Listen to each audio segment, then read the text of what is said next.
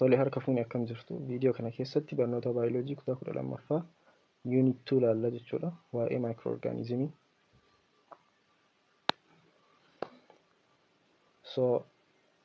Microorganism irraa eegalla.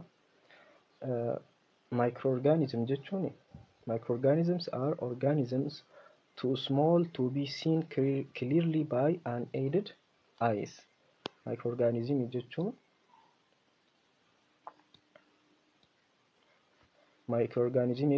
organismii baay'ee xiqqaa ta'edha. Too small to be seen jechuun kan mul'achuu hin dandeenye jechuudha. Too small to be seen kan mul'achuu hin dandeenye. Waan xiqqaa ta'eef kan mul'achuu hin dandeenye jechuudha. Clearly by unaided eye. By unaided eyes. Unaided eye jechuun ija qullaa jechuudha. Osoo microscope hin fayyadamiin organismoonni ija keenya qofaan arguu hin dandeenye microorganism jedhamani. Micro jechuun very small jechuudha. Individual microbes, microorganismoonni kun takkaan isaanii jechuudha. Microorganismii takka adda isiititti can be observed laaluu ni danda'ama.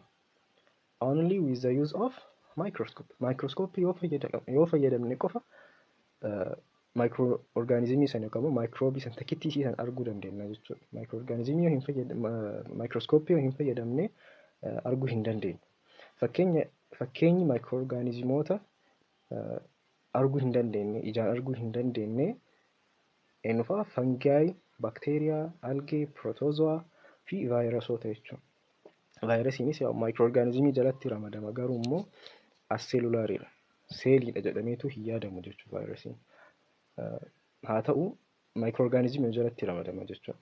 As biratti fakkeenya fangasii yoo fudhanne gosoota fangasii garaagaraatu jira miti arrii biddeenaa ka jennuun fi ka adda addaa jechuudha. Fangasii ijaan mul'atutu jira. Suni kan mul'atu sun seelii tokkoo miti. Seelota miiliyonotaan lakkaa'amantu nutti mul'ate malee seelii takkaa miti jechuudha. Seelii takkaa fangasii san arguudhaaf microscope fayyadamuun nurra jira. Alright.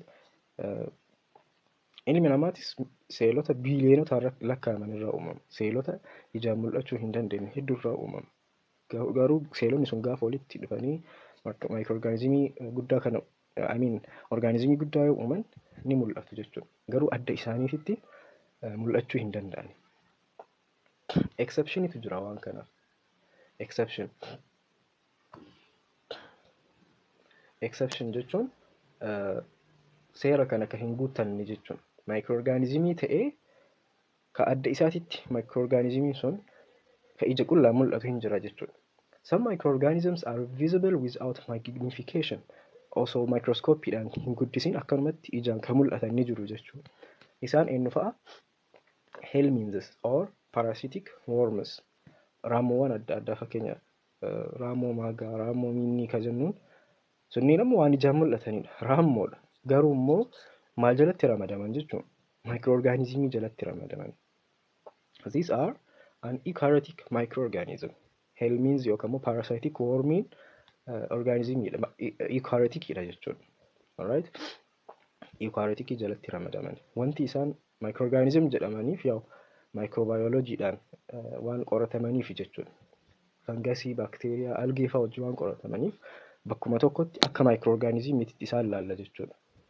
Dhugatti garuu isaan akka microorganismii san isaan ilaaluudhaaf dirqama microscope fayyadamuun hin barbaachisu. Microbiology is the study of microorganisms which include microbiology jechuun qorannoo waa'ee microorganismootaati. Microorganismoonni kun eenyu fa'a?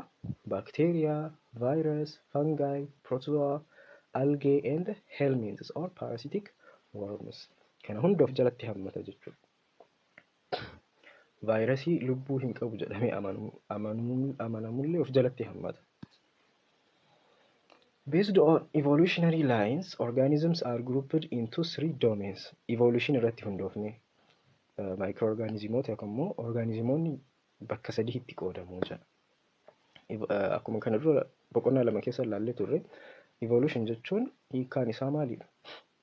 Wanti lubbuu qabu hundi seelii tokkorraa dhufee jedhee waan amanuudha jechuudha saayinsii. Waan akkasiiti. Yaada akkasiiti evolution jechuun. Kanaaf orgaanizimoonni bakka sadii qooduu dandeenya jedhee amana jechuudha. Baakteeriyaa, archaea fi eukaryaa kanneen sadiini. Alright? Baakteeriyaa jalatti waan adda addaatu jira. Gram positive baakteeriyaa, gram negative baakteeriyaa. Archaea jalattis baay'eetu jira. Eukaryaa jalatti fungi, plant waan adda addaatu jira jechuudha. Waggaa miiliyonotaan dura gosti sadiin kun, gosti orgaanizimoota sadiin kuni seelii wal fakkaataa irraa dhufan jechuudha. Seelii tokkotu jira jechuudha. Kan isaan hunda kana nuu kenne. Seeliin sun maal jedhama? The last universal common ancestor jedhama. Last universal common ancestor jechuun hunda isaaniitiifuu abbaa ka ture jechuudha. So kun evolution irratti hundaa'eeti. Prokaryotic and eukaryotic microorganisms. Boqonnaa kana keessatti waa'ee microorganismii haasofnu irra deddeebinee eukaryotic, prokaryotic jenna. Dirqama prokaryotikiin maali? Eukaryotikiin immoo maaliin ka jedhu beekuu barbaachisa. Microorganismiin tokko orgaanizimiin tokko eukaryotikiidha jechuudhaaf yookaan immoo prokaryotikiidha jechuudhaaf maaliin kan barbaachisu? Ulaagaa akkamiitiin prokaryotikii fi eukaryotikiitti addaan qoonna ka jedhu barbaachisaa waan ta'eef gabaabsinee waa'ee jara kanneen lamaan ilaaluu nu barbaachisa. The difference between prokaryotic and eukaryotic microorganism is the presence or absence of nuclear membrane, enclosed nucleus, and other double membrane bound organelles. Garaagarummaan guddaan prokaryotikii fi eukaryotikii jidduu jiru maaliif maalidha? Tokkoffaa nuclear membrane enclosed nucleusii. Nucleusii membrane qabu jechuudha. Nucleusii uwwifamee argamu jechuudha. Kan membrane qabu. Fi other double membrane organelles, double membrane bound organelles. Organeloota biraas kan membrane double ta'e qaban. Waan kanneen lamaan irratti hundoofneeti jechuudha. Walumaa galatti wanti as biratti maqaan isaanii dhaabame kun organeloota. Organeloota membrane double membrane qaban jechuudha. Alright? The presence or absence jenneeti. Membrane bound organeloonni kun ni jiru moo hin jiran ka jedhu irratti hundoofneetiin jechuudha. Wanti kun prokaryotikiidha yookaan immoo eukaryotikiidha ka jennuun. Kana dura photosynthesis keessatti unit 3 keessa ilaallee turre. Photosynthesis, respiration, cellular respiration illee ilaallee turre. Viidiyoo kana dura waan hojjenneef jechuudha isa san. So waa'ee mitochondria ilaallee jirra, chloroplast ilaallee jirra. Mitochondria maal qaba? Double membrane qaba, outer membrane fi inner membrane qaba jechuudha. Organeloota akkasii kan biraas ni jiru. Nucleusiin mataan isaa double membrane boundedha. Maaltu jira nucleusii keessatti? Kun membrane alaati. Achi membrane keessaa ni jira. As keessa immoo maaltu argama? Nucleolus waan jedhamutu jira jechuudha. Nucleolusiin kun maal of keessaa qabata? Kromozoomii fi pirootiinoota adda addaa bakka tokkotti of keessatti qabata jechuudha. Kromozoomiin immoo DNA irraa uumama. So sanyiin seelii sanii achi keessa taa'a. Kun double membrane bound nucleus jennaan yookaan immoo nucleus. True nucleus jechuun akkana. Yoo wanti amma jenne kun jiraate jechuudha. Membrane lamaan yoo jiraate nucleus jedhama. Nucleusii dhugaate jechuudha. So membrane bound organeloonni eenyu fa'a? Nucleusii, endoplasmic reticulum, Golgi apparatus, mitochondria, lysosome kunniin hundi isaaniitu double membrane bound organeloota. Prokaryotic irratti double membrane bound organeloonni kun hin jirani. Alright? Prokaryotes are unicellular organisms that lack a nuclear membrane enclosed nucleus. Kanaaf nucleusii membrane bound ta'e yookaan immoo membrane enclosed ta'e hin qaban jechuudha prokaryotikonni. Kromozoomiin isaanii double membraneedhaan uwwifameen argamu jechuudha. Cytoplasmii keessa faca'eetiin argama. Yookaan immoo cytoplasmii keessa bakka tokko walitti qabamee argama. Bakka tokko walitti qabamee argama. Kromozoomii san immoo membranein uwwisu hin jiru jechuudha. And a membrane bound organelles, organeloota membrane qaban kan biraas jechuudha. Akka endoplasmic reticulum, Golgi apparatus, mitochondria kana hunda hin qaban jechuudha prokaryotikonni. Maqaan isaanii irraayyuu yoo ilaalle pro jechuun before jechuudha. Karyot jechuun immoo nucleus jechuudha. Kanaaf yoo walitti finne jara lamaan prokaryot jechuun before nucleus jechuudha. Kana jechuun nucleusii kan hin qabne jechuudha. Warra nucleusii dhugaa hin qabne jechuudha. Akka theory endosymbiont theory jedhamutti prokaryotic seelotatu eukaryotic seelota dursee dhufe. Saniif pre-nucleus jennaan. Seelota nucleasiin osoo hin uumamin dura yookaan immoo orgaanizimiin tokko nucleasii qabaachuu osoo hin eegalin dura jiraatan jechuudha. Prokaryotik jechuun. Fakkeenyi prokaryotikii baakteeriyaa fi arkaayiidha jechuudha. Jarri kun lamaan prokaryotikoota. So waa'ee prokaryotikoota yoo hiiknu as biratti maal jedha? Unicellular'idha jedha. Seelii tokko qofarraa ijaaraman. Kanaaf baakteeriyaa fi arkaayiin maalidha? Unicellular'idha jechuudha. Eukaryotikiin immoo faallaa prokaryotikiiti.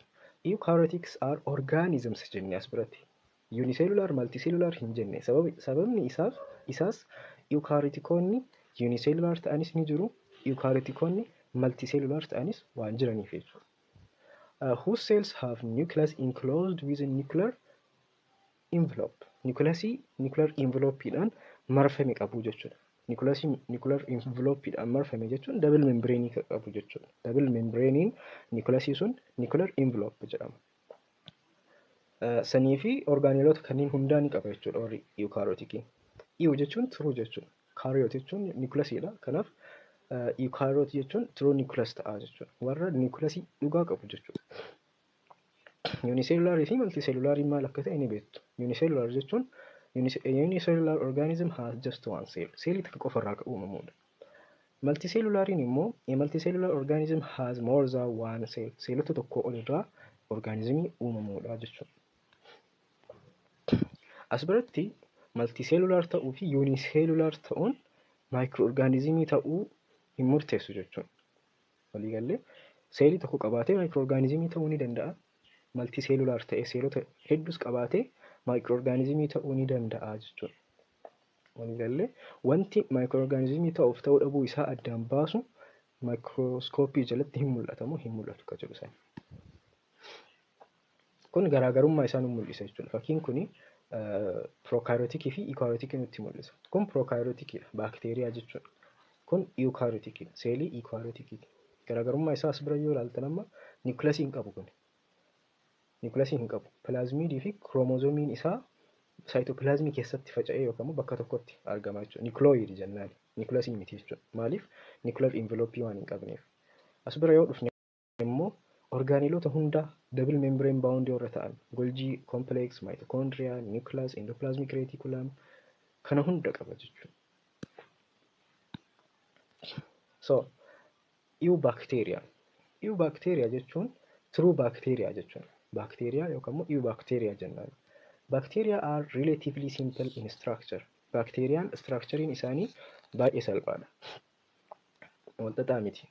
So general characteristics of bacteria. Amaloota bacteria. Kan jalqabaa they are omnipresent. Omnipresent jechuun bakka hunda argamu jechuudha. Present in soil, air and water. Qilleensa keessattis ni argamu, bishaan keessattis ni argamu, biyyee keessattis ni argamu jechuudha. They are unicellular. Bacteriaan unicellular'idha. Akkasuma they are prokaryotic microorganisms. Prokaryotikidha. Bakteeriyaawwan. Bakteeriyaan prokaryotikidha. Fakkeenyi prokaryotikii bakteeriyaa fi arkaayiidha jennee jirra. Prokaryotikidha yoo jennu maal jechuu kenna? That means they lack true nucleus. Nucleusii dhugaa hin qaban jechuudha.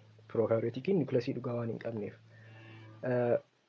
Nucleusii dhugaa hin qabu jechuun immoo maal jechuudha? Lacking nuclear membrane and nucleolus. Nucleolusii fi nuclear membrane hin qabu jechuudha. Jarsanni lamaantu nucleusii taasisa. Akkasuma mitochondria, Golgi apparatus, plastid, endoplasmic reticulum kana hunda hin qabu. Kun hundi isaaniitu maalidha? Double membrane bound orgaaneelota jechuudha. Amalli bakteeriyaa kan biraa they lack true chlorophyll. Chlorophyll hin qaban. Akka biqiltoota sanitti chlorophyll hin qaban. But few photosynthetic bacteria have special type of chlorophyll called bacterial chlorophyll. Bakteeriyaan tokko tokko kan photosynthesis gaggeessuu danda'u maal qaba?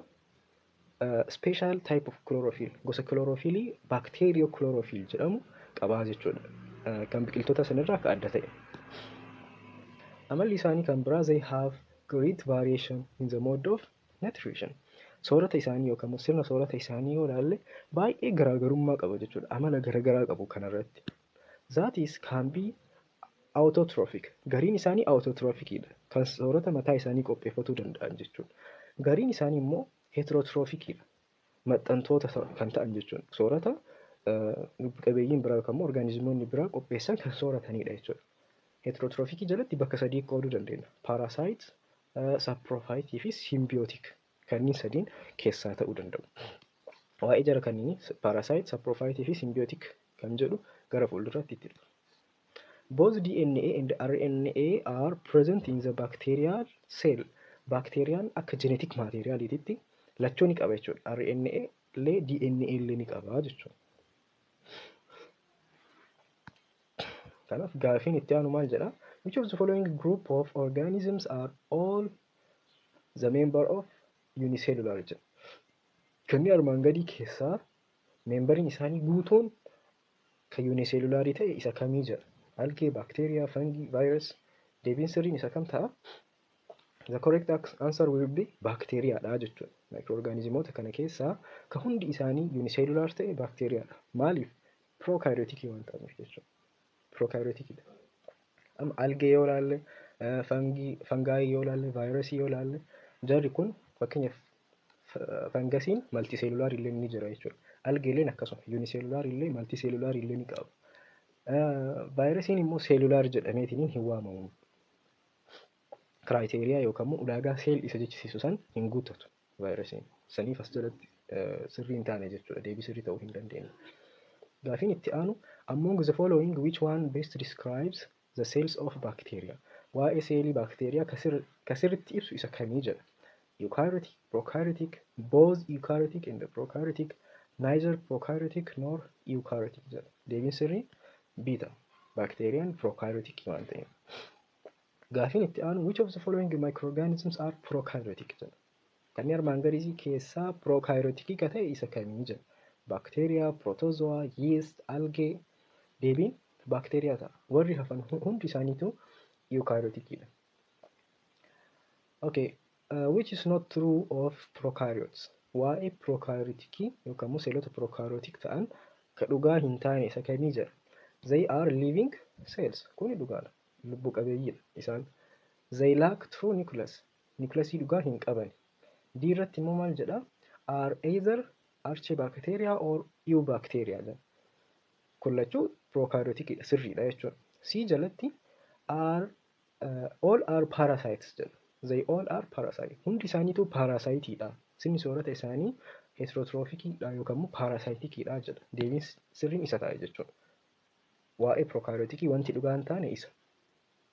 Prokaryotikiin jalatti fakkeenyaaf bakteeriyaa ilaallee jirra. Eubacteria jechuudha. Mode of nutrition isaanii autotrophii ta'uu danda'a, heterotrophii ta'uu danda'a jechuudha. Hundi bakka tokko parasitii miti. Select the kingdom of life in which cellular organelles are without membrane around them jedha. Kingdomii 4 yookaan 5 jira miti. Kingdomii sanniin keessaa, kingdomii orgaanizimoota san keessaa ka orgaaneliin isaanii membreenii hin qabne kamiinii jedha. Kana jechuun prokaryotikoota ka of jalatti qabatu kingdomii kami jechuu isaati. Pilaantee yoo ilaalle ka biqiltootaati. Biqiltoonni prokaryotikii miti, eukaryotikidha. Prootistaa yoo ilaalle akkasuma kunis protozoaa fa'aa of jalatti qabata, eukaryotikidha. Fangasii illee eukaryotikidha. Kanaaf moneeraa ta'a jechuudha. Moneeraan kingdom moneeraan maal of jala qabata? Arkaayii bakteeriyaa fi bakteeriyaa of jalatti qabata jechuudha. Yookaan immoo eubacteria of jalatti qabata. Kanaaf deebiin sirriin moneeraa ta'a jechuudha. Kingdamoota 5 keessaa yoo nu gaafate kingdamiin prokaryotik seelota of jalatti qabatu yookaan immoo prokaryotik microorganismii of jalatti qabatu kingdom moneeraadha jechuudha. Itti aansinee structure bacteria laalla. Structure of bacterial cell ka prokaryotikiti jechuudha. Prokaryotikii jalatti bakteeriyaa fi arkaayiitu jira. So bakka sadii qoonnee laalla structure isaa. Kan jalqaba external qaama isaatiin alatti ka jiru jechuudha. Alarraan ka mul'atu jechuudha. Alarraan ka mul'atu keessaa kan jalqaba appendages ka jennuun. Appendages ka jennuun flagella, pili fi fimbraedha. Keenyaa amma seelii kanarratti kun flagellaadha. Dheeraan kun jechuun flagellaadha. Ittiin socho'uudhaaf bakka ittiin deemuudhaaf itti fayyadama. Pili jechuun isa kana. Piliin immoo waan adda addaatiif hormaataafis itti fayyadamaa jechuudha. Kun wanta asirratti argitan kun immoo fimbree ka jennuun kun sarfeesii adda addaatitti ittiin maxxanuudhaaf itti fayyadama. Kanaaf kun appendages jennaan. Fakkeenyaaf akka fakkeenyaatti osoo ilma namaa fudhannee harka keenyaa fi lukni keenya appendage jechuudha. Awuda baakteeriyaa ta'anii ittiin socho'uudhaaf wantoota garaagaraa ittiin qabachuudhaaf kan itti fayyadamnu jechuudha. Akkasuma glycocalyx kan jedhamutu jira. Glycocalyxiin kun capsule yookaan immoo slim layeriidha. Isa kana jechuudha. Layerii gubbarraan jiru kana. Layeriin gubbarraan uwwisee argamu kun capsule jedhama. Itti aansee cell envelopeetu jira jechuudha. External structureoota kanatti aansee kan argamu cell envelopeedha. Cell envelope waa lama, cell wall fi cell membraneedha jechuudha. Capsule itti aanee kan argamu cell wallidha. Cell wall itti aanee kan argamu immoo plasma membraneedha jechuudha. Immoo cell membraneedha. Gara keessaa yoo dhufne immoo cell envelope keessatti waa hedduu jira jechuudha. Cytoplasm, ribosome, encapsulation, nucleoid, chromosome, actin cytoskeleton, endospore. Kun hundi isaaniitu seelota as keessa orgaaneelota cytoplasmii keessatti argamanidha jechuudha. Structuring baakteeriyaa kana fakkaata salphisnee yoo ilaalle. So itti aansinee bacterial shape ilaalla. Boca baakteeriyaa jechuudha. Some important features that are used to classify bacteria. Amaloota baakteeriyaa keessaa ka baakteeriyoota yookaan baakteeriyaa addaan qoqqooduudhaaf itti fayyadamnu kanneen armaan gadii kana. Tokko cell shape. Shapein isaa seeliin isaa maal fakkaata akka jedhu irratti hundoofnee addaan qooduu ni dandeenya jechuudha baakteeriyaa. Akkasuma nature of multicell aggregates. Seelonni isaanii yoo walitti dhufan boca akkamii uuman akka jedhu irratti hundoofnee maqaa isaanii moggaasuu adda qooduu ni dandeenya. Kun cell shape kan jenne seelii takkiitii jechuudha. Nature of multicell aggregates jechuun immoo seeliin hedduu yoo walitti dhufe boca inni nuu kennu irratti hundoofnee maqaa itti moggaasuu addaan qoqqooduu ni dandeenya. Akkasuma motility. Motility jechuun socho'iinsa isaanii irratti ilaallee jechuudha. Fakkeenyaaf warra flagellaa qabanii fi warra flagellaa hin qabne jennee flagellated, non-flagellated jennee adda qooduu ni dandeenya. Formation of spores. Sporiin uumamoo hin uuman kan jedhu irratti hundoofnee adda qooduu ni dandeenya. Akkasuma reaction to the gram stain. Gram stainiidhaaf deebisaa akkamii kennu kan jedhu irratti yookaan immoo gram stainii halluu giraamii yookaan keemikaala gram stain jedhamu kana gaafa itti goonu halluu cell wall isaanii maal fakkaata kan jedhus ilaallee bakka lama qooduu ni dandeenya jechuudha. Gram positive, gram negative jennee addaan qoodna. Kun hundi isaaniitu wanti as bira maqaa dhoofne criteria yookaan immoo ulaagaa baakteeriyaa ittiin addaan qooduu dandeenyudha. Kanaaf as jalatti amma waa'ee bacterial shape'iti kan ilaallu. Bacterial cells can be grouped into three basic shapes. Baakteeriyaawwan shape yookaan boca isaanii irraa hundoofnee bakka sadiitti qooduu dandeenya. Boca sadiitti addaan qoodna jechuudha. Boca garaagaraa sadii qabu. Kan jalqabaa kookiidha. Kookii singulaariin kookasiidha. Yoo baay'ee ta'an kookasii jechuudha. Takkitti yoo taate kookiidha. Spherical bacteriaadha kun. Spherical jechuun bocni isaa ka akkamii ta'e jechuudha. Spherical ta'e fakkeenyaaf karsariin tun hin jirtiin kan asirra naannessaa jiru. Tunam sphericalidha. Boca akkana baakteeriyaan qabu kookii jedhama. Baasilii jechuun immoo baasilii singulaariin isaa baasilasidha. Baay'ee yoo ta'e immoo baasilii jennaan. Rod shaped bacteria ulee ka fakkaatu jechuudha. Baakteeriyaan bocni isaa ulee yookaan muka fakkaatu baasilii jennaan. Sadaffaan spirocheteedha. Spirochetiin spiral or corkscrew shaped bacteria. Baakteeriyaa bocni isaa mammaramaa ta'e jechuudha. Akka bilooniitti mammaramaa ka ta'e. Baakteeriyaan akkasii spirochete jennaan. Koomaa ka jennuun kun bocni kunis spirochete kana jala gala jechuudha. Vibrio cholera structure. Structurii baakteeriyaa vibrio cholera jedhamuuti. So fakkiin kun gabaabsee waan ammasii haasofne kan nutti mul'isa. Kookii jechuun spherical warra ta'anidha. Baasilii jechuun rod shaped akka ulee kan jiru jechuudha. Others yookaan spirochete warri jennuun warra boca mammaramaa qabudha jechuudha. As bira yoo ilaalle seel aggregateii isaa ilaaluu qabna. Seelii tokko qofa boca isaa addatti osoo hin taane seelonni baay'ee yoo walitti dhufan maqaan isaanii maal ta'a akka jedhu jechuudha. Amma as biratti takkittiin isii kookas jedhamti. Lama yoo taate immoo kookasiin lama yoo walitti dhufte daayipiloo kookii taati jechuudha. Afur yoo walitti dhufe immoo boca roga afurii uuma. Maal jedhama? Tetraad jedhama. Inni 8 yoo walitti dhufe afuriin kun lama bakka tokkotti jechuudha. Maal jedhama? Sarkiinaa jedhama jechuudha. Yoo immoo kookasiin kun baay'ee ta'e akka uleetitti kan boca akkana yoo kan kennu taate streptokookii jennaan. Akkasumas kookasiin kun baay'ee walitti dhufee boca akkana yoo kan kennu taate maal jennaani boca bakka tokko waa walitti qabame tokko kan fakkaatu yoo ta'e utaate staafilokookii jennaan jechuudha. Alright? Staafilokookii jennaan. Agrigeetiin isaallee seelonnis baay'ee yoo walitti dhufanis bocni isaan kennan maqaa isaa murteessuu danda'a jechuudha baakteeriyaan. Kan biraa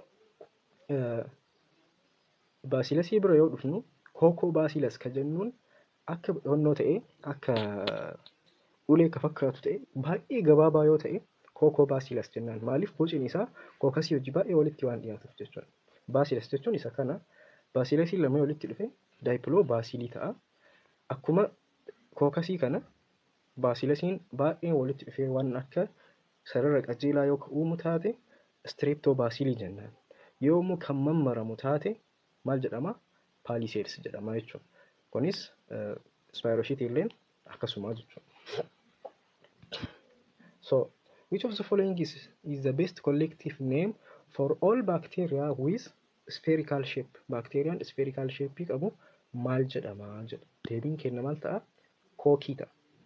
In which of the following living organisms do the cells lack organized nuclei jedha. Seelota orgaanizimii kamii keessatti nuclei hin qabne seelonni. Seelii nuclei organized ta'e hin qabne jechuun prokaryotikii jechuudha. Kanaaf prokaryotikiin isa kamiin jedhaa jira. Deebiin sirriin baakteeriyaa ta'a. Warri hafan hundi isaaniitu eukaryotikiidha.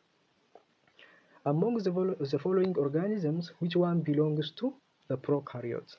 Kanneen armaan gadii keessaa prokaryotikii ka ta'e isa kamiin jedha. Paramecium, Streptococcus, Spirogyria, tapeworm. Isa kam ta'a? Deebiin B ta'a. B'n maalidha? Baakteeriyaadha jechuudha. Streptococcus. Boca kookii yookaan immoo kookasii suntu walitti dhufee maal nuu kenna? Sarara qajeelaa yoo nuu kennan taate Streptococcus jennaan. Kanaaf deebii sirriin B ta'a. Which of the following groups of bacteria consists of rod-shaped? Rod-shaped ka ta'e baakteeriyaa isa kam maal jedhama jechuudha maqaa isaa? Maqaan maalidha? Baasilii jedhama.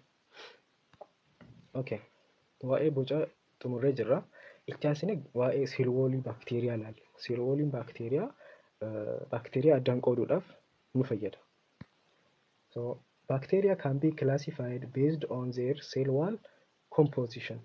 Composition yookaan immoo qabiyyee seelwoolii isaaniitirra hundoofne baakteeriyaa addaan qooduu ni dandeenya. Seelwoolii maal akka ta'e ilaallee jira.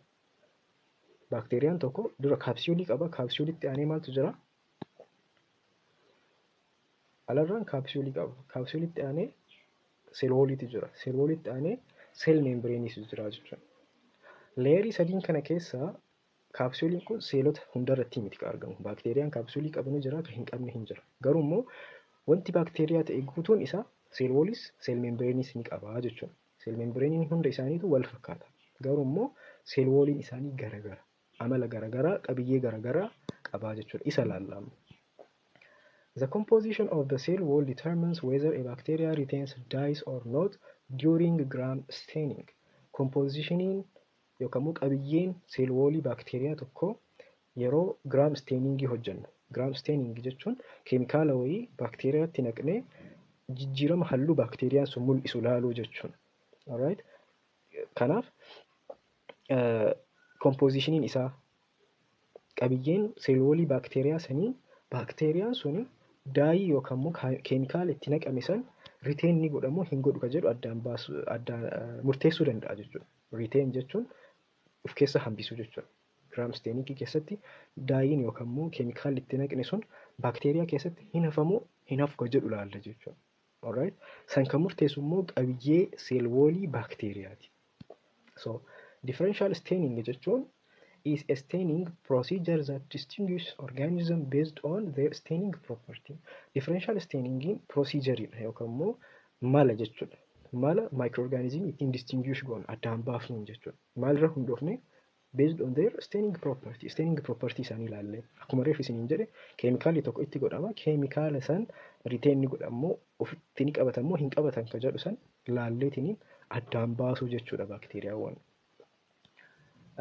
Differential staining yoo kan ta'u taate differential staining maal fayyadama? Different dye. Keemikaala garagaraa fayyadama jechuudha. Keemikaala tokko qofaa miti. Compositionii seelwoolii san addaan baasuudhaaf keemikaala hedduu fayyadama. Simple staining warra jennuutu jira. Simple staining immoo single daayii fayyadama. Keemikaala tokko qofa fayyadamaa jechuudha.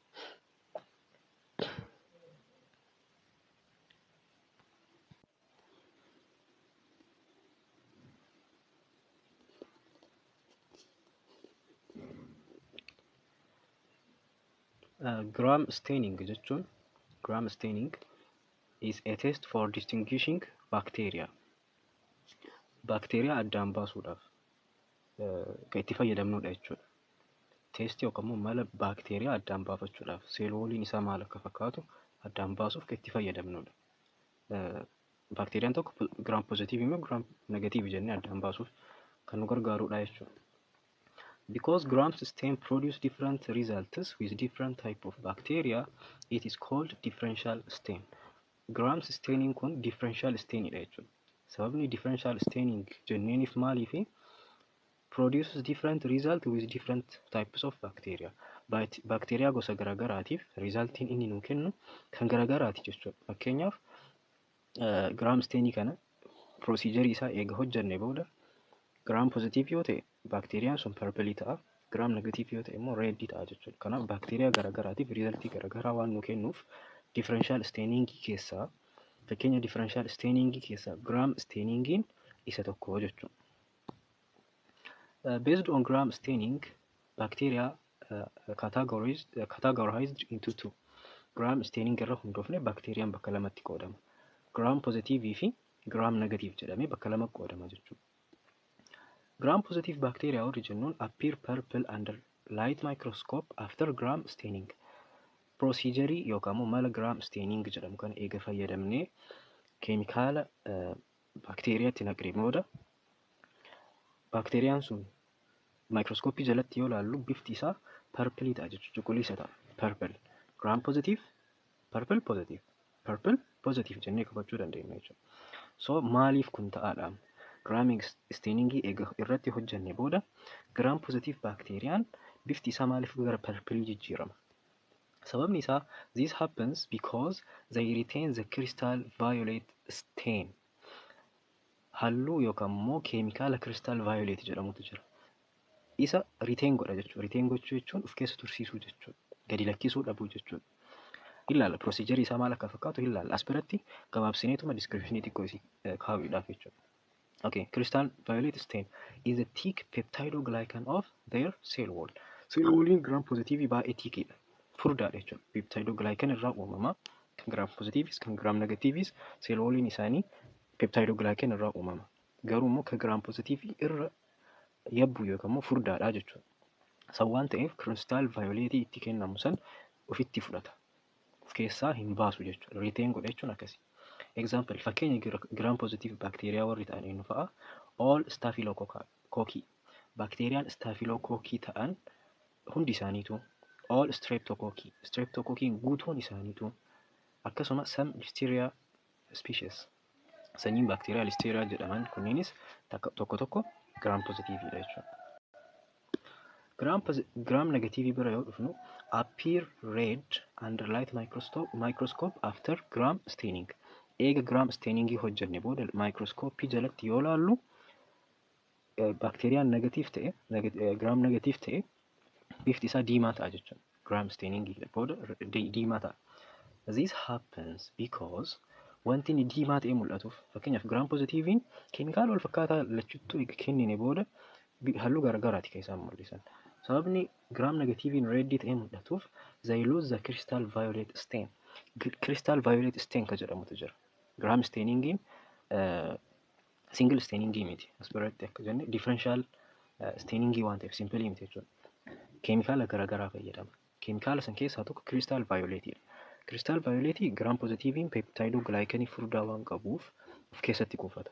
Gram negativein garuu peptidoglycan isaa cell walliin isaa haphii waan ta'eef they lose the crystal violet stain and take the color of counter stain saffranin after gram staining. Gram staining yoo xumurru isa kana fudhatu jechuudha. Keemikaala counter stainidhaaf kan itti fayyadamu. Saffranin isa jedhamu kan jechuudha. Halluu diimaa kan akka qabaatan kan isaan taasisu saffraninidha jechuudha. Crystal violet gallakkisanii saffranin fi waan fudhataniif bifa diimaa qabaatani. Kana isinitti mul'isa bal'inaan jechuudha. asii gaditti ni jira waan ta'eef. Their cell wall is composed of a thin layer of peptidoglycan. Peptidoglycaniin cell walliin isaanii irraa ijaarame haphiidha. Sababa saniif crystal violet irratti qabachuu hin danda'an jechuudha. Peptidoglycan is a part of cell wall that absorbs the stain. Peptidoglycaniin qaama cell wallii keessaa kan maal godhudha jechuudha. Steenii yookaan immoo keemikaala itti naqamu san kan ofitti fudhatu isaa jechuudha. Compared to gram-positive, gram-negative bacteria have much less peptidoglycan in their cell walls. Yoo gram-positive wajjin wal bira qabnee ilaallu, gram-negativein peptidoglycaniin isaanii much lessidha, xiqqaadha jechuudha. They also have outer membrane which gram-positive bacteria do not have. As biratti wanti adda isaan taasisu tokko isa kana. Gram-positive fi gram-negativenis cell wallii ni qabu. Cell walliin isaanii sun peptidoglycan irraa ijaarama. Peptidoglycaniin gram-positive baay'ee furdaadha. Peptidoglycaniin gram-negative haphiidha. Peptidoglycanii haphii san irratti waan dabalataa qaba jechuudha gram-negativein. Maal jedhama wanti sun?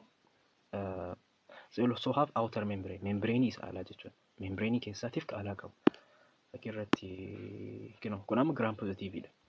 Wanti as bira argitan kun inni jalaa kuni cell membrane isaati. Cell membrane itti aanee cell walliitu jira jechuudha. Cell wallii peptidoglycan irraa ijaarame qaba. Gara gram-negative yoo dhufnu cell membrane ni qaba. Cell walliin isaa yoo argitan baay'ee haphiidha jechuudha. Isii jidduutti mul'atu tan akka saandwichititti jidduu galtee jirti jechuudha. Peptidoglycanii saniin alattis cell membrane biraa qaba jechuudha. Cell membrane lama qaba gram-negativein. Santu adda isa taasisa gram-positive irraa. This outer membrane secretes endotoxins. Outer membrane gram-negative kuni endotoxinota gallakisa. Endotoxin jechuun summiidha. Summii membrane san keessa jirudha. Structure membrane san keessa jirudha. Yoo qaama namaa kan seenu ta'e hin bulbulama jechuudha. Gadi lakkifama gara dhiiga namaatti. Gaafsan miidhaa qaama namaatirraan gaha jechuudha. Endotoxinidha. Summaawaadha jechuudha. Endotoxins are the lipopolysaccharide portion of the cell envelope of certain gram-negative bacteria, which is toxin to human when solubilized. Yoo bulbulamu maalidha? Summiidha jechuudha. Qaama namaatiif hin ta'u, qaama namaa miidha.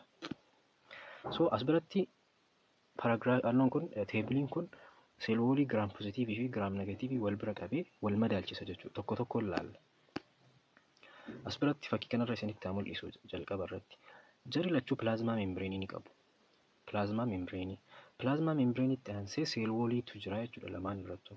Garaagarummaan isaa lachuu peptidoglycan irraa ijaarama cell walliin isaanii jechuudha. Cell walliin gram-positive baay'ee furdaadha. Cell walliin gram-negative bacteria immoo baay'ee haphiidha. Peptidoglycaniin dabalatattis cell walliin isaanii maal qaba? Outer membrane qaba jechuudha. You have to understand that.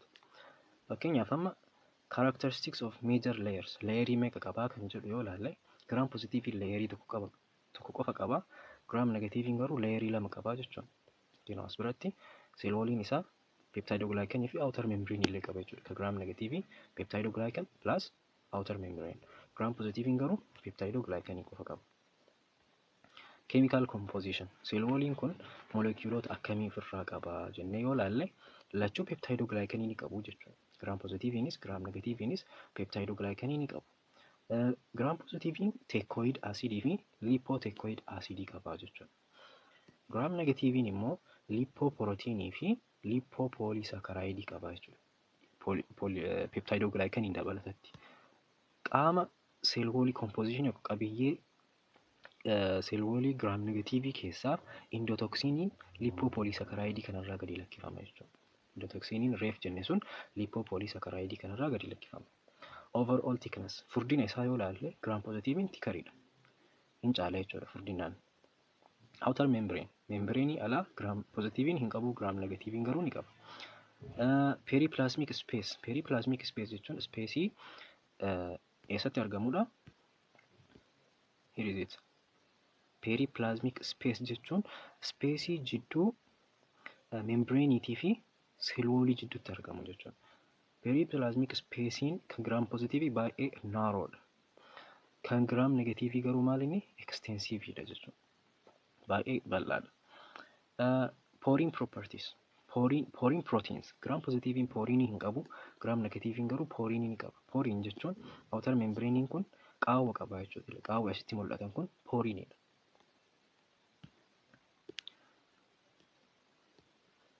Permeability to molecules.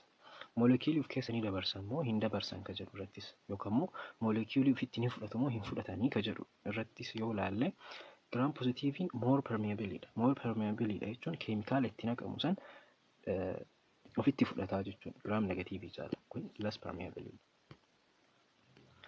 So itti aansinee maal laallaa? Gram staining proceduriin isaa akkamitti akka hojjetamu laalla. Fakkii kanarratti ilaalaatiniin wajjin deemna jechuudha. Steppiin jalqabaa gram staining heat fixed or attach the bacteria to the slide. Heat fix. Bacteria slide irra jiru san ho'a xiqqaa ta'e wayitiin ho'ifna jechuudha. Sun ka fayyadu maaliifi bacteriaan sun slide irratti akka maxxanuuf nu fayyada. Kun steppii jalqabaati. Steppiin lammaffaa applying a primary stain. Steenii jalqabaa yookaan immoo keemikaala jalqabaa itti naqu. Keemikaalli jalqabaa yookaan primary steiniin maqaan isaa maalidha? Crystal violetidha. This stains all bacteria purple. Crystal violetiin kun bacteria hunda gram positive illee gram negative illee bifa purple akka qabaatan, bifa cuquliisa akka qabaatan isaan taasisa. Ammas biratti kun gram positive dha, kun gram negative dha. Gram negative gram positive jalqaba fix goona jechuudha. Slide irratti akka maxxananii taa'an goona. San booda crystal violet itti naqna. Crystal violet jechuun primary stain jennaani. Keemikaala jalqabaa itti naqnudha jechuudha. Kanaaf gram positive illee yoo laalle, gram negative illee yoo laalle lachuu purple ta'u. Maaliif peptidoglycaniin gram positiivis kan gram negatiivis keemikaala kan ofitti waan fudhatuuf halluun isaa jijjiirama. Itti aansee maaltu ta'a? Itti aansee adding mordant or grams iodine ka jennu. Grams iodine yookaan immoo mordantii itti naqna jechuudha. Yoo kana goonu iodine forms a complex with and intensifies crystal violet or primary stain. Iodiniin itti naqnu kun crystal violetii dura itti naqne sana wajjin maal godhaa? Complex uuma walitti qabata jechuudha. Achiin and intensifies crystal violet. Bifa crystal violetii san daran akka mul'atu, sirriitti akka mul'atu taasisaa jechuudha. Kino amma crystal violetii eegitti naqne booda iodine treatmentii itti iodiniidhaan treat goone jechuudha. Iodinii gaafa itti naqnu crystal violetiin suni halluun isaa maal ta'a? Intensify ta'a jechuudha. Halluu kana qabaata. Steppiin itti aanee jiru, steppiin afuraffaan rapid decolorization with ethanol, acetone or mixture of both. Decolorize gochuudha. Halluu itti naqne kana, halluu lama itti naqne haga ammaatti primary stainii fi iodinii itti naqnee jirra. Jara kana irraa kaasuu, irraa dhiquu jechuudha. Maaliin irraa dhiqnaa? Maal itti naquudhaan? Itaanoolii yookaan immoo asitoonii yookaan immoo makaala jara lamaaniitu itti naqna jechuudha. Gaaf kana goonu this removes the crystal violet iodine complex.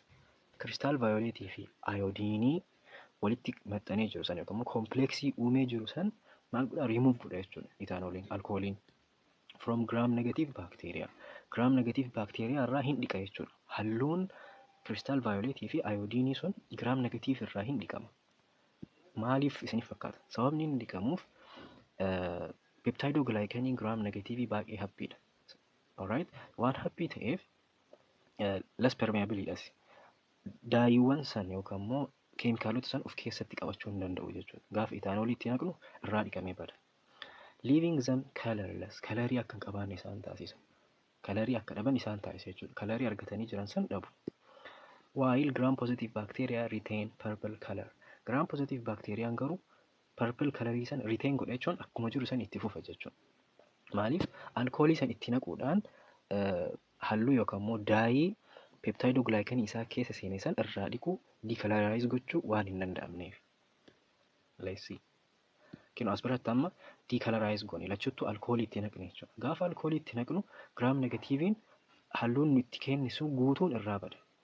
Garuu gram positiiviin halluun isaa akkuma jiru irra tura jechuudha. Crystal violet iodine complex san gadi lakkisu. Dhiifama yeroo tokko. Okay. San booda steppii xumuraati jechuudha kan jara lamaan addaan baasu. Steppiin xumuraa counter staining jedhama. Irra deebinee ammas steenii biraatti naquu jechuudha. Keemikaala biraa itti naqna. Keemikaalli sun maal jedhama? Safraaniin jedhama. Then observe the color change. Eega kan itti naqne booda change ilaalla. Halluun isaa akkam fakkaata kan jedhu ilaalla jechuudha. This stains gram negative bacteria pink or red. Gram negative bacteriaan bifa reddii akka qabaatu, bifa diimaa akka qabaatu isa taasisa jechuudha. As biratti steenii itti naqne, safraaniin itti naqne jechuudha. Gaafa safraaniin itti naqnu halluu safraaniinii kana qabata gram negatiiviin. Maaliif? Halluun jalqabaa crystal violetiin sun irraa haqamee waan jiruuf. Garuu gram positiiviin halluu jalqabaa san gadi lakkisu. Safraaniin illee yoo itti naqnu taate safraaniin ifutti hin fudhatu jechuudha. Halluu dura itti naqne san ofirratti qabata. Saniif purple ta'ee tura jechuudha. Walii galee this is the procedure. Proceduriin gram stainingii kana fakkaata. So kareef ilaalle san biratti amma yoo deebine it will be much more simple jechuudha. Gram positiiviin maal jenne purplii ta'aa jenne. Eega gram stainii hojjenne booda sababni maaliifi? Because they retain crystal violet. Crystal violet of keessa waan tursiisaniif. In the thick peptidoglycan of their cell wall. Gram negatiiviin immoo diimaa ta'ee nutti mul'ata. Sababni maaliidhaafi? They lose the crystal violet stain. Crystal violetii ofirraa gadi lakkisu ni dhabuu jechuudha. And take the color of counter stain safraaniin. Halluu safraanii isaan ofitti fudhatu. So kana fakkaata waa'een gram stainingii.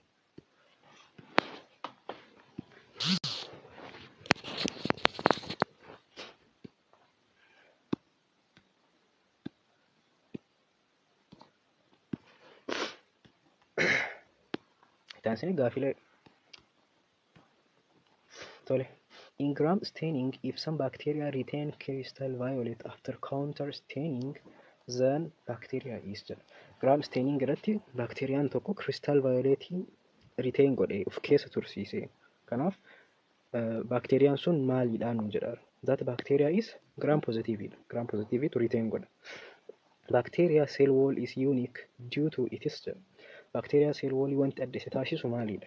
Chemical composition, free permeability, selective permeability, mechanical support. Deebiin isaa chemical composition ta'a jechuudha. Qabiyyee keemikaalawaa isaatu adda isa taasisa. What's the color do gram positive bacteria stain with gram stains? Gram positive bacteriaan halluu akkamii qabaataadha gram staining irratti? Deebiin maal ta'a? C ta'a. Purple positive. In which part of the cell do gram positive and gram negative bacteria differ regarding their staining property with gram stains? Seeliin gram positive fi gram negative gram stain irratti akka garagara ta'an kan isaan taasise maaliin structure kami jedha? Deebiin maal ta'a? Cell wall isaaniiti jechuudha. Cell wall isaaniitu garagara. Sababa saniif gram stain irratti halluu garagaraa mul'isu. Tole itti aansinee waa'ee nutritional types of bacteria ilaalla. As jalatti baakteeriyaa sirna soorata isaaniitii irratti hundoofne addaan qooduu jechuudha. Hanga ammaatti sheeppii isaaniitii irra hundoofne adda qoodnee jirra. Cell wall irratti hundoofne adda qoodnee jirra. Itti aansinee immoo nutritional types sirna soorata isaaniitii irrattis hundoofne addaan qooduu ni dandeenya jechuudha. Bacteria can be classified based on the source of carbon, energy and electrons they use for metabolism. Waan sadiin kana irratti jechuudha kan hundoofne addaan qoodnee groupii garagaraa jala kennu. Ka jalqabaa source of carbon. Carbonii eessaa fidan kan jedhu. Energy. Source of energy. Sourcein energy isaanii eessa kan jedhu. Akkasuma sourcein electronii isaanii eessarraayi kan jedhu laalleetiniin jechuudha kan murteessu. Waan kana hubachuudhaaf photosynthesis akka fakkeenyaatti haa fudhannu. Waan kana hubachuudhaaf nu fayyada waan ta'eef jechuudha. Photosynthesis irratti carbon dioxidein bishaan wajjin wal nyaatisa gaggeessuudhaan glukoosii fi oksijiinii nuu kenna. Glukoosii fi oksijiinii nuu kenna. As biratti wanti beekuun irra jiraatu carbon dioxidein inorgaanikiidha. Bishaanis inorgaanikiidha. Glukoosiin garuu organikiidha jechuudha. You have to know this. So hojiin photosynthesis maal ture jechuun bishaanii fi carbon dioxide itti fayyadamee bishaan glukoosii uumuudha jechuudha.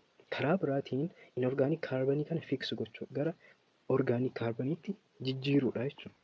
Walii galee waan kana gara fuulduraatti deemsisuudhaaf carbon dioxidein bishaan wajjin nyaatisa gaggeessee gara glukoosii jijjiiramuudhaaf ifa aduu nu barbaachisa. Source of energy ifa aduutii jechuudha as biratti. Kan biraa elektiroonii nu barbaachisa. Elektirooniin sun eessarraa dhufa? Bishaanirraa dhufa jechuudha. Bishaanirraa dhufa. Kana waa'ee fotosinteesisii irratti bal'inaan ilaallee jirra. Waa'ee fotooliisisii irratti jechuudha. Fotooliisisii irratti bishaan akka oksijiinii akkasuma haayidroojiin ayinii fi elektirooniitti akka adda bahu ilaallee jirra. Elektirooniin sun kanaafuu inorgaaniik soorsi irraa dhufa jechuudha. Waan amma ilaalle kana samaraayiz gochuudhaaf reakshinii fotosinteesisii kana yoo ilaalle kaarban soorsiin isaa kaarbaniin gulukoosiin ittiin oomishamuudhaaf hojiirra oole kaarbanii gosa kamii? Inorgaaniik kaarbaniidha jechuudha. Inorgaaniik kaarbaniidha. Source of electroniin kennu inorgaaniik compound yookaan inorgaaniik moleculeidha jechuudha. Source of energy lightidha. Kanaaf waan sadiin kanarratti hundoofneeti kan adda qoonnu. Amma kallattiimaan garuu isin adeemisu. Gara fakkii kanatti kaarban source irratti hundoofnee maqaa lama kennuufii dandeenya. Bakka lamatti qooduu dandeenya jechuudha baakteeriyaa. Kaarban soursiin isaanii sun inorgaaniik yoo ta'e autotrophs jedhamu. Kaarban soursiin isaanii inorgaaniik molecule yoo ta'e inorgaaniik jechuun kaarban dioxide jechuudha. Kaarban dioxide yoo ta'e akkasuma inorgaaniik molecule biraa ta'uus danda'a jechuudha. Kaarban soursiin isaa inorgaanikii taanaan autotrophiidha. Kan soorata mataa isaatiin qopheeffatudha jechuudha orgaanizimiin sun. Yoo kaarban soursiin isaa organic molecule ta'e immoo organic molecule yoo ta'e maalidha? Heterotroph jennaan. Maxxantuudha jechuudha wanti sun. Nyaata soorata mataa isaatiin qopheeffatu jechuudha. Fakkeenyaaf gulukoosii madura jiru tokko irraa kaarbanii fudhatee gulukoosii biraa kan ijaaru yoo ta'e orgaanizimiin tokko kaarban soursiin isaa organic moleculeidha jechuudha. Organic molecule ijaaruudhaaf organic molecule itti fayyadame. So organic molecule organizimiin biraa uume san itti fayyadamuun isaa sun heterotrophic yookaan heterotrophy isa taasisaa jechuudha. Gabaabumatti kaarban soursiin organikii taanaan heterotrophiidha. Inorgaanikii taanaan immoo autotrophy ta'a jechuudha baakteeriyaan. Energy source bira yoo dhufne energy soursiin isaa sunlight yoo ta'e ifa aduu yoo ta'e phototrophiidha jechuudha. Phototroph jennaan. Energy soursiin isaa oxidation of chemical compounds. Nyaatessa keemikaalaa biraatirraa kan dhufu yoo ta'e baakteeriyaan sun chemotroph jedhama. Criteriyaan sadaffaan electron sourceidha. Electron sourcein reduced organic compounds. Organic compound irraa yoo dhufe organotroph jennaan. Organotrophs jennaan. Yoo reduced inorganic compound irraa ka dhufu ta'e immoo lithotrophs jennaan. Lithotrophs jennaan. Kanaaf criteria kanneen sadiin fayyadamne gosa bakka jahatti addaan qooduu dandeenya jechuudha. Fakkeenyaaf baakteeriyaan tokko amala sadii qaba haa jennu. Amala sadii qaba. Carbon sourcein isaa inorganic moleculeidha. Carbon sourcein isaa inorganic moleculeidha. Energy sourcein isaa sunlightidha. Electron sourcein isaa immoo inorganic compound yoo ka ta'u taate maqaan isaa maal ta'a? Phototroph jennaan jechuudha. Haala kanaan moggaafamu maqaan. So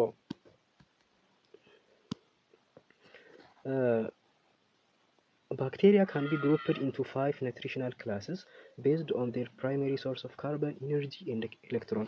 Source electron isaanii, energy isaaniitii fi carbon isaanii irraa hundoofne bakka shanii qoodna jechuudha. Kan jalqabaa photolitho autotrophs. Kana yoo ilaallu amma dissect goonee yookaan addaan qoqqoodnee ilaaluu qabna.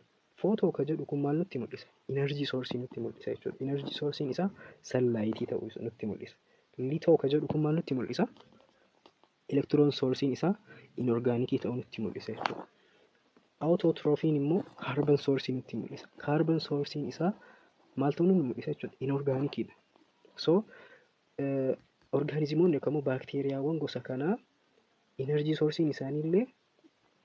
isaanii ifa aduuti. Electron source isaaniitii fi carbon source isaanii inorganic moleculeota ta'a jechuudha. Kan lammaffaa yoo ilaalle kan lammaffaarra jiru chemo organo heterotroph jedha. Chemoon kun maal nutti mul'isa? Energy source isaa chemical reaction irraa ta'uu isaa nutti mul'isa. Organo ka jedhu kun maal nu mul'isa? Electron source isaa nu mul'isa jechuudha. Electron source isaa organic moleculeidha. Heterotrophiin immoo carbon source nu mul'isa. Carbon source isaa maalidha? Organic moleculeidha jechuudha. So warri lammaffaarra argaman kun carbon source isaaniitii fi electron source isaanii organic molecule akka ta'e beekuun irra jiraata jechuudha. Ka sadaffaatti yoo dhufne Kan sadaffaatitti yoo dhufnu footoo orgaanoo heterootiroof jedhu. Kanaaf takka takkaan jecha isaa sallaaluu qabna. Footoo jechuun energy source nu mul'isa. Energy source isaa ifa aduu ta'uu nutti mul'isa. Orgaanoo akka jedhu kun immoo electron source isaa organic molecule ta'uu nutti mul'isa. Heterootiroofiin immoo maal nu mul'isa jechuudha? Carbon source isaa. Carbon source isaa ammas organicidha jechuudha. Alright? Inni afraffaan chemolithoautotrophs. Chemolithoautotrophs energy source isaa chemical reaction dha. Electron source isaa maalidha? Inorganic compound dha jechuudha. Litho waan ta'e electron source isaa autotrophs carbon source isaa illee inorganic compound yookiin inorganic molecule ta'a jechuudha. Kan xumura irratti argamu chemolithoheterotroph. Kanarratti energy source isaa chemical reaction dha. Electron source isaa maalidha? Inorganic molecule dha. Heterotrophs jedha. Heterotroph waan ta'eef carbon source isaa organic molecule dha jechuudha. Kana fakkaata. So category jalqaba photolithoautotroph ka jennee. Photolithoautotrophiin often called simply photoautotroph jedhamanii illee ni waamamu jechuudha. Litho ka jedhu san dhiifneetu maal photoautotroph jennee waamuu ni dandeenya. Source carbon sanitti dhiifnee jechuudha. Energy source jara kana light dha. Photo waan jedhuuf jechuudha. Carbon source isaanii maalidha? Carbon dioxide. Carbon dioxide. Fakkeenyi bakteeriyaa kanaa maal inni photosynthetic bacteria fi cyanobacteria. Jari lamaan extract electron from water. Electron source isaanii bishaan. Inorganic dha jechuudha. Isa biratti litho jenneen lithoautotroph. Kanaaf bishaan inorganic. Fakkeenyi lammaffaan purple and green sulfur bacteria. Bakteeriyaan kun lamaanis photolithoautotroph. Kanaaf electron source isaanii inorganic molecule irraa ta'uu qaba jechuudha. Inorganic molecule akka hydrogen sulfide fi elemental sulfurite irraa argamu.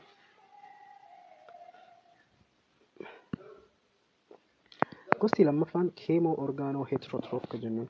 Chemoorganoheterotrophiin sometimes called chemoheterotroph jennee waamuu ni dandeenya. Orgaanoo ka jedhu itti dhiifnee yookaan immoo chemoorganotroph jennee waamuu ni dandeenya jechuudha.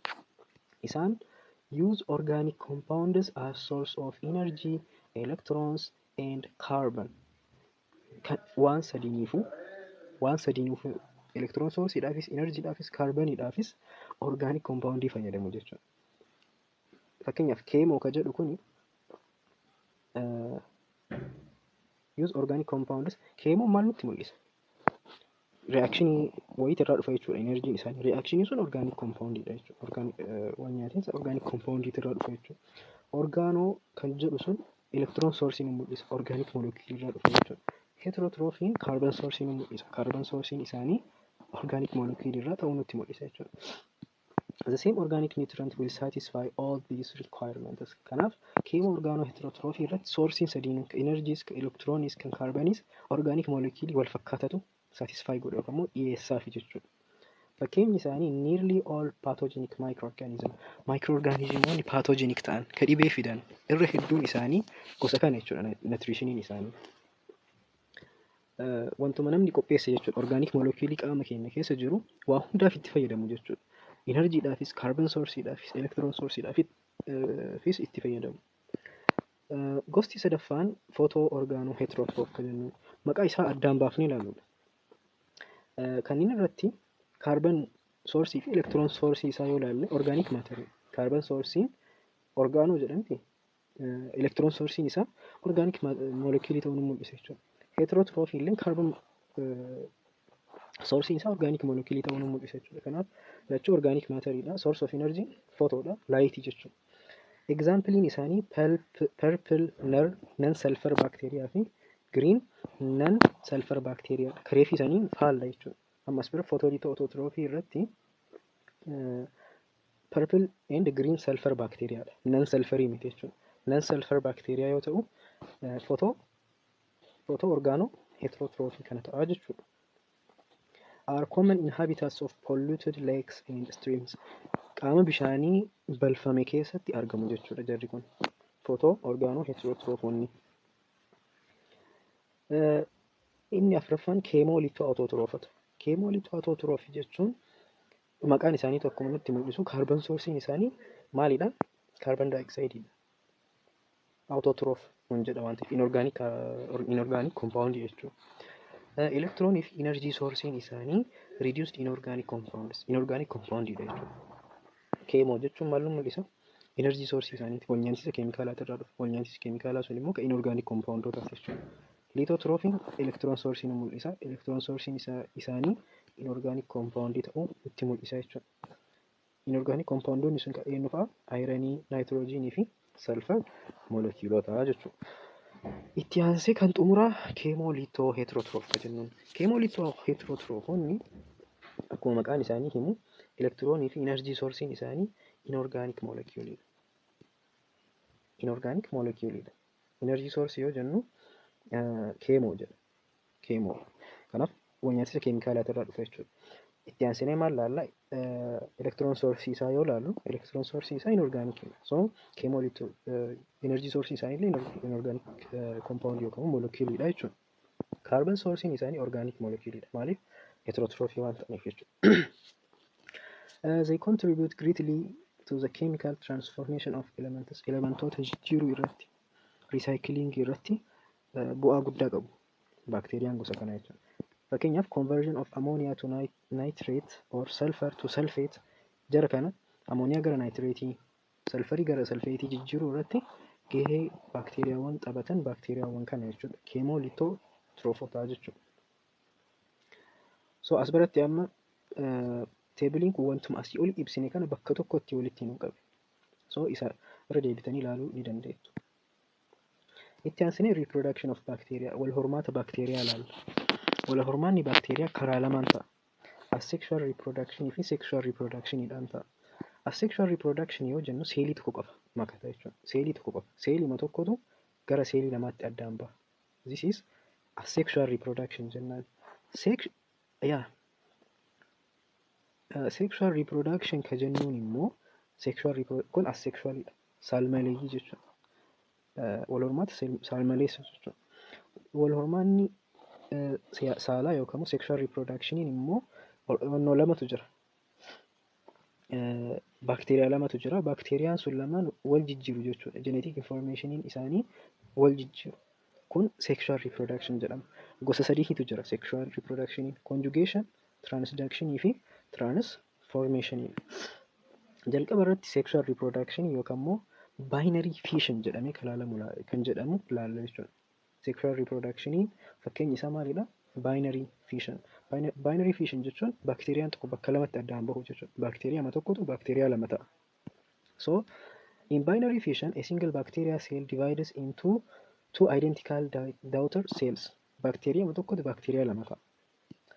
It happens as follows. Steppii asii gaditti kaa'ame kanaan ta'a jechuudha. Jalqaba irratti the bacteria cell replicates its genetic material. Genetic material isaa kana replicate godha. Copy godhata jechuudha bakteeriyaan. Maaliif? Bakteeriyaan tokko jiraachuudhaaf genetic informationiin jiraachuu qabu. Pilaaniin isaa guutuun achirra waan ta'uuf.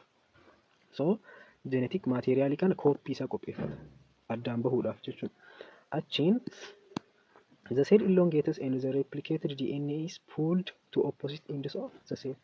DNA replicate ta'e sun copy ta'e sun seeliin addaan dheerataa deema jechuudha. Seeliin sun dheerataa deema. DNA replicate godhe san addaan qoodate gara seelii lamaatti addaan baha. The cell wall and the cell membrane then grow inward and form partition or septum that separates the mother cell into two genetically identical daughter cells. Septumii uumama jechuudha. Jidduu isaaniitti woolitu uumama. Seel woolii fi seel membreenii gara keessaa dhiibuu jalqabu jechuudha. Septum yookaan partitionii uumuudhaan seeliin jalqaba tokko ture sun seelota wal fakkaataa ta'an lama nuu kennan jechuudha. Kana fakkiidhaan yoo mul'ifne as bira kenna isa kana. Jalqaba irratti seeliin maal godhe kromoozoomii isaa yookaan DNA isaa san replicate godhe. San booda cell elongates and the DNA is replicated. Cell wall and the plasma membrane begin to invaginate. Cell wall fi plasma membrane maaltu jalqabu gara keessaatti dhiibuu jalqabu jechuudha. Cross wall forms completely around divided DNA. Egaa DNA addaan qoodate booda jidduu jara lamaaniitti septamiin uumamu jechuudha. San booda seelonni lamaan addaan bahu. So binary fissioning kana fakkaata. Malli inni lammaffaan sexual reproductionidha. Sexual reproductioniin waa sadiif jalatti qabata. Conjugation, transductionii fi transformationidha jechuudha. Sexual reproduction yoo jennu involves exchange of genetic material between two different cells. Seelota garaagaraa lamatu genetic materialii walii dabarsa jechuudha. Kanatu sexual reproduction jedhama. So jalqaba irratti conjugationii haa ilaallu. Conjugationii yoo ilaallu conjugation. Genetic material is transferred from one bacterium to another bacterium.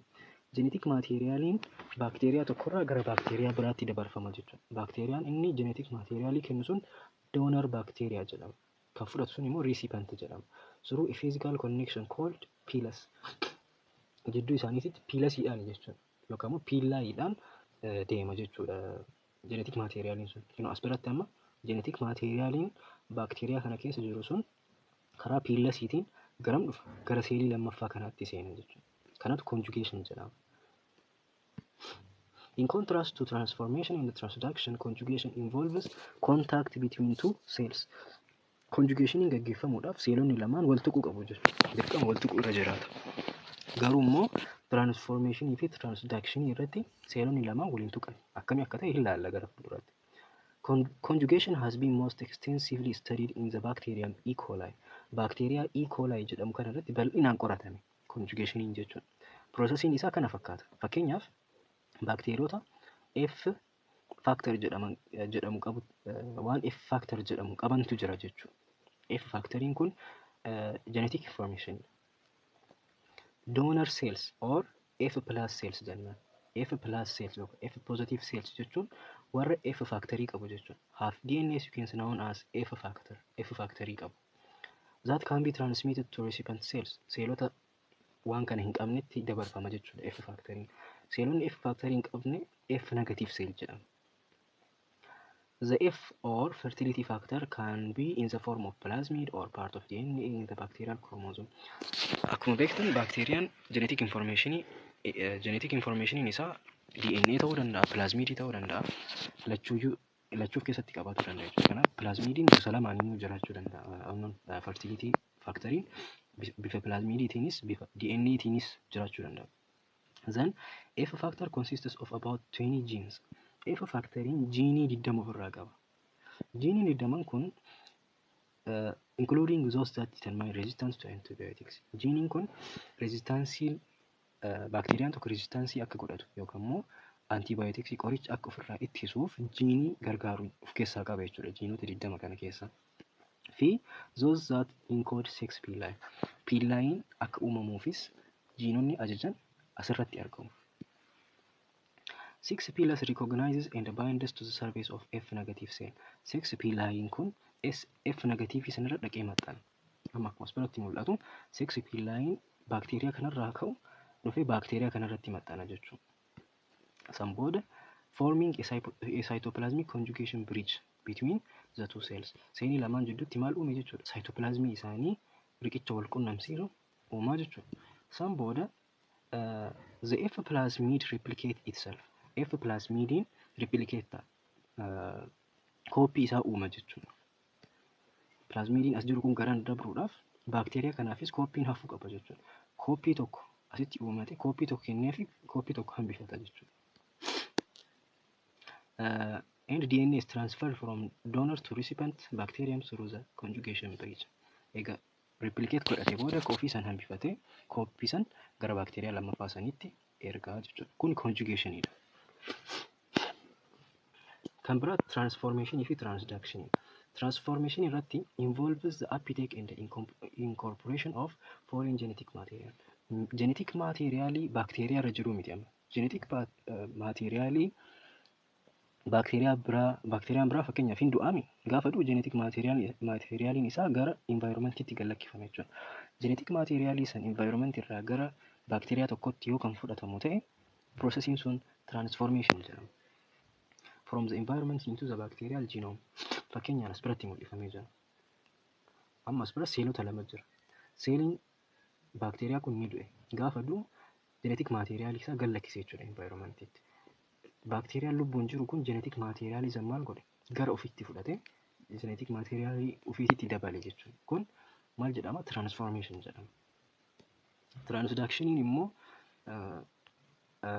in transduction occur when bacteriophages transfer genetic material from one bacterium to another. As biratti baakteeriyootatu baakteeriyaa tokkorraa genetic informationii fuudhee gara baakteeriyaa biraa geesse jechuudha. Bacteriophage jechuun viruses that infect bacteria. Vaayirasoota baakteeriyaa attack godhanidha yookaan immoo miidhanidha jechuudha. So baakteeriyaalleen hin dhibama jechuudha. Hin mul'atu ijaan. Miti baakteeriyaa ilma namaa dhibamsiisa.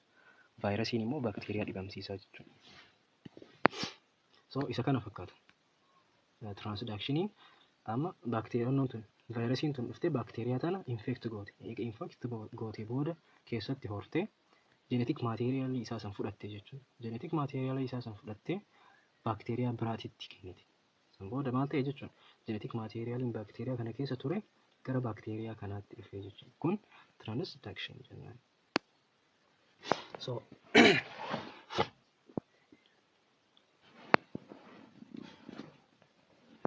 gaaffiin maal jedha? What is the process called when two bacteria directly contact cell to cell and exchange their genetic information? Baakteeriyaan lama kallattiidhaan kontaktii uumee genetic materialii yoo walii qoode gosti wal hormaataa kun maal jedhama jedha. Deebiin conjugationii ta'a. Which of the following is a mechanism by which bacteriophages transfer genes from one bacterium to another? Karaan baakteeriyoofeejonni baakteeriyaa tokkorraa genetic materialii gara baakteeriyaa biraatti ittiin dabarsanii maal jedhama jedha. Deebiin isaa maal ta'a? Transductionii ta'a. Itti aansinee dhibeewwan baakteeriyaan dhufan jechuudha. As biratti kan kaa'amee jiru teebilii kana keessatti dhibee fi baakteeriyaa isa dhibee san fidu jechuudha. Kunniin baakteeriyaadha. Dhibeedha. Kun immoo baakteeriyaa dhibee san fidu jechuudha. Baay'ee salphaadha. Hundi isaatu maqaan baakteeriyaa dhibee san fiduutii fi dhibeen sun wal fakkaata. Fakkeenyaaf as biratti pertussis causative agentiin isaa bordetella pertussis, meningococcal meningitis, miseria meningitis wal fakkaata jechuudha. Maqaa fi dhibeen maqaa dhibeetii fi kan baakteeriyaa dhibee san fidu jechuudha. Tuberculosis yoo fudhanne fakkeenyaaf microbacterium tuberculosis, diphtheria yoo fudhanne cyanobacterium diphtheria. Hundi wal fakkaata jechuudha. Homaa shamaddaduu waan nama barbaachisu miti. Garuu adda ta'e ni jira as keessatti. Kan maqaan dhibeetii fi maqaan baakteeriyaa wal hin fakkaanne jechuudha. Fakkeenyaaf sifilisii. Sifilisii kan fidu Treponema pallidum garagara jechuudha. Kan biraa chancroid or cancroid kan jennuun kana kan fidu immoo Haemophilus ducreidha jechuudha. Nimooniyaa bira yoo dhufne nimooniyaan gosti Streptococcus pneumoniyaa, Mycoplasma pneumoniyaa kunniin gosa baakteeriyaa nimooniyaa fiduu danda'anidha. Nimooniyaa baakteeriyaa tokko qofaa miti kan fidu jechuudha. Akkasuma Haemophilus influenza kan jedhamu kunis baakteeriyaa nimooniyaa fidudha. By the way, dhibeewwan as bira kaa'aman kana keessaa nimooniyaan baakteeriyaa baay'eedhaan dhufa. Dabalataanis immoo baakteeriyaa qofaanii miti kan dhufu. Vaayirasiidhaanis ni dhufa, fangasiidhaanis ni dhufa jechuudha. Kun adda isa taasisa. As biratti karaa isaan ittiin daddarbanidha. Kunniin nama TB, diphtheria, pertussis, meningococcal meningitis hundi isaaniitu karaa hafuuraatiin darbu jechuudha. Kan biraan typhoid, cholera, shigellosis jarri kun nyaata contaminated ta'e nyaachuudhaan dhufa. Teetaanasiin immoo soil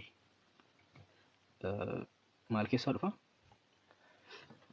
Biyyee keessaa dhufa jechuudha. Fakkeenyaaf wanti qara qabu ka daandii aayefaa gaafa nu waraanu teetaanasiin nu qabsiisa. Kunniin syphilis, gonorrhea, chancroid kunniin cobxoo fanxoo warra jennuun jechuudha. Isaan maaliin dhufanii? Sexual karaa wal quunnamtiitiin dhufu jechuudha. Leprosy kan jennuun kun immoo contact. Leprosiin waan akka cittooti. Maaliin daddabra? Contactiidhaan wal tuquudhaan dabra jechuudha. Anthrax fi pneumoniaan karaa baay'eedhaan dabru. Air contact, food waan asii olii jenne kana hundaanuu dabruu ni danda'a jechuudha. So waa'een baakteeriyaa kana fakkaata. Itti aansinee waa'ee archaea ilaalla. Archaea unicellularidha. Unicellularidha akkuma baakteeriyaa jechuudha. Microscopic organisms that live as a producers or decomposer. Yookaan produceridha yookaan immoo decomposeridha. Lachuu ta'uu danda'u jechuudha. Nyaata mataa isaanii qopheeffatuu ni danda'u.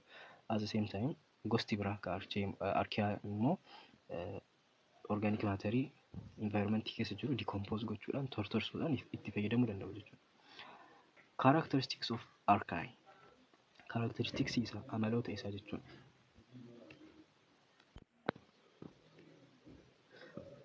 jalqaba irratti they are unicellular seelii tokko qofa irraa ijaaramu. They are prokaryotic. Prokaryotic yoo jennu nucleusii fi membrane bound organelle hin qaban jechuudha. They lack true peptidoglycan in their cell wall. Cell walliin isaanii akka bacteria sanii miti jechuudha. Peptidoglycan dhugaa san hin qabu. Their cell membrane lipids have branched hydrocarbon chain. Cell membrane isaanii hydrocarbon chain branch qabu, kadamee qabu qaba jechuudha. Kun bifti lipidii cell membrane akkanaa kun bacteria keessatti hin argamu. Akkasuma many are found in extreme environments. Environment extreme ta'an environment keessa jiraachuudhaaf nama rakkisu keessa bakka akkasiitti argamu jechuudha archaea. Generally, 3 major groups of archaea are recognized. Gosa sadii jira. Methanogens, extreme halophiles, extreme thermophiles. Kan jennuun jechuudha. Methanogens are strictly anaerobic organisms. Anaerobic jechuun oksijiinii fayyadamne jechuudha. Strictly anaerobic yoo jennu oksijiinii wal argan taanaan ni du'u jechuudha. Organizimoonni kun archaea kun jechuudha. Methanogens warri jennuun oksijiinii wal arganii yennaan ni dhumatu. They degrade organic molecule to methane. Organic molecule itti fayyadamu akka soorataatti jechuudha. Organic molecule san gaafa caccabsan maalitti jijjiiru? Methaniitti jijjiiranii gadi lakkisu jechuudha. They inhabit extreme environments. Environmentii organizimoonni biraa keessa jiraachuudhaaf haalaan itti ulfaatu keessa jiraatu. Fakkeenyaaf waterlogged soils. Bishaan dhoqqaawaa jechuudha. Bakka bishaan yeroo baay'ee irra ciiseetiin hin jiru. Dhoqqeen akkasii sun oksijiinii of keessa hin seensisu. Bakka akkasiitti ni argamu. Lake sediments. Dhakaawwan galaana jala yookaan immoo laga jala jiran akkasii keessattis ni argama. Marshes, marine sediments and gastrointestinal tracts of animals and humans. Garaa fi mar'imaan garaachaa fi mar'imaan ilma namaatii fi kan bineeldotaa keessattis ni argama jechuudha. Garaachaa fi mar'imaan keessa oksijiiniin hin jiru. Kun fakkeenya jalqabaati. Fakkeenya lammaffaa extreme halophiles warra jennuun. Halophiles jechuun they are generally obligate aerobes. Obligate aerobiidha. Warra oksijiinii barbaadu jechuudha kun immoo. Obligateidha yoo jennu oksijiinii yoo kan dhaban taate ni du'u jechuudha. Oksijiiniin ala jiraachuu hin danda'an. They grow in a highly saline environment. Environmentii akkanaa keessa guddatu. Saline environment jechuun bakka akkaan sooqiddaawaa ta'e keessa jechuudha. Fakkeenyaaf Great Salt Lake, Dead Sea, Salt Evaporation Ponds kunniin amma qaama bishaanii akkaan sooqiddaa'oodha. Bakka akkanaa keessatti baakteeriyaan kunniin ni jiraatu jechuudha. Kanaan dabalatattis and surface of salt preserved foods. Nyaata akka hin alamoofneef sooqidditti godhamanti yookaan immoo ashaboonitti godhama. Nyaata akkasii san irrattis argamuu danda'u. Gosti sadaffaan extreme thermophiles warra jennuun yookaan immoo hyperthermophile jenneellee waamuu dandeenya. They may be obligate aerobii ta'uu danda'u. Facultative aerobii ta'uu danda'u. Facultative aerob jechuun oksijiinii itti fayyadamu jechuudha jarri kun. Gaafa oksijiiniin hin jirre jiraachuu ni danda'u. Hin du'an jechuudha facultative warri ta'e. Obligate anaerobii maal akka ta'e ilaallee jirra. Obligate anaerob jechuu fi strictly anaerobic jechuun wantuma tokko. Gosa kana sadiinuu ni qabatu jechuudha jarri kun. Are found near volcanic vents. Bakka volkaanoon argamutti argamu jarri kun. Bakka akkaan ho'a qabu keessa jiraatu jechuudha. That release sulfurous gases and hot vapor with optimum temperature usually in excess of temperature bakki isaan jiraatan yeroo baay'ee digirii seelsheesii 80 ol jechuudha. Bakka akkanaa kana jiraatu. Thermophilic extreme acidophiles warri jedhamanis ni jiru. Jarri kun amala lama qabu. Tokkoffaa bakka ho'a guddaa qabu keessa jiraatu. Bakka ho'a guddaa qabu qofa osoo hin taane bakka ho'a guddaa qabu asidaawaa ta'e jechuudha. Bakka akkasii keessa jiraatu. Are members of two genera thermoplasma fi microbiology kan jennuun. Kana jala ramadamu jechuudha. Thermophilic extreme acidophile jalatti ramadamu jechuudha. Okay. Common features that distinguish archaea from bacteria. Archaea fi bacteria maaltu adda baasa? Jalqaba irratti archaea lack true peptidoglycan in their cell walls. Cell wall isaanii keessatti peptidoglycan dhugaa san hin qaban jechuudha. Lammaffaa cell membrane isaanii lipidiin cell membrane isaanii hydrocarbon chain branched hydrocarbon chain qaba. Sadaffaa irratti the initial amino acid in the polypeptide chain coded by the AUG start codon is methionine. Polypeptide ni beektu. Polypeptide jechuun gaafa amino acidoonni walitti dhufaniitiin maal uumu boondii uumuudhaan polypeptide nu kennu jechuudha. Polypeptide irratti amino acidiin isaanii kan jalqaba methionine jechuudha. Methionine as in the eukaryotes. Eukaryotic seelota keessatti illee polypeptide uumamu amino acidii methionine jedhamu kanaan eegala. Garuu in contrast to N-formyl methionine used by bacteria. Bacteria keessatti amino acidiin jalqabaa ka peptide polypeptide uumu N-formyl methionine. Eukaryotikii fi archee yookaan archaea keessatti immoo methionine dha jechuudha. Kanaaf garaagarummaa bakka kanattis garaagarummaa qabu. Okay. Archaea multiply by binary fission, budding, fermentation or other mechanism. Karaan isaan ittiin hormaata isaanii gaggeessan kana hunda hammata jechuudha.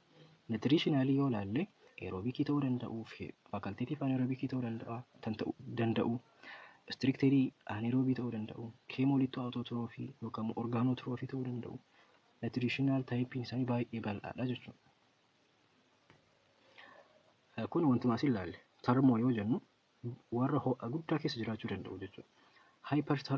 Thermophiles yoo jennu immoo hyper yoo jennu akkaan ho'a jabaa keessa jiraachuu danda'u jechuudha jarri kun immoo. Hamma degree Celsius at extremely high temperature.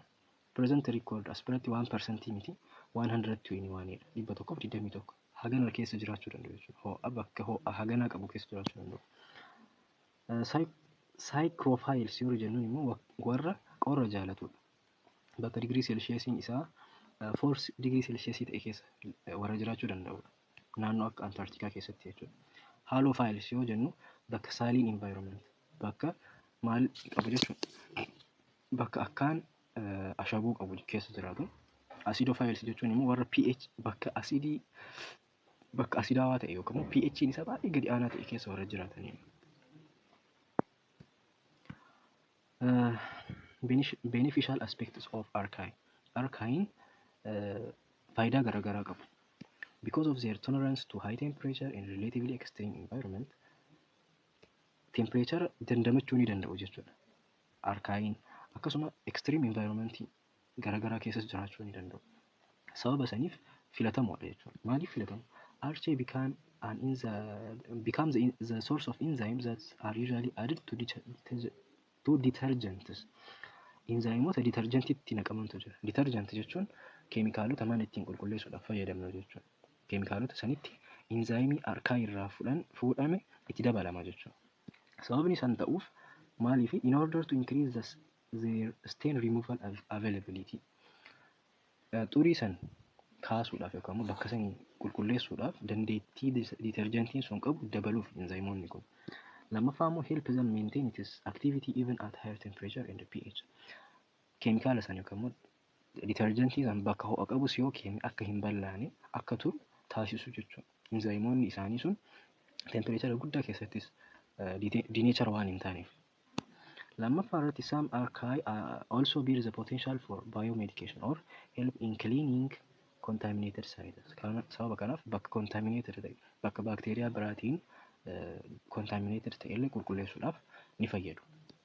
Sadaffaa irratti thermophilic archaea warri ho'a akkaan dandamachuu danda'u. Archaea'n gosa kanaa jechuudha. Maal jedhama? Thermus aquaticus kan jedhamu is the source of enzymes used to amplify DNA. DNA amplify gochuudhaaf. Amplify gochuu jechuun DNA dura jiru tokko irraa laaboraatoorii keessatti DNA biraa uumuu jechuudha. Is a technique called polymerase chain reaction. Teknikni akkasii sun polymerase chain reaction jedhama. Fakkeenyaaf baakteeriyaawwan sanyii isaanii qorachuudhaaf dirqama maal goona?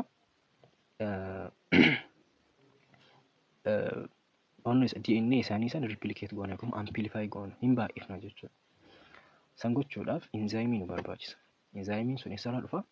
Archaea irraa dhufa jechuudha. Okay.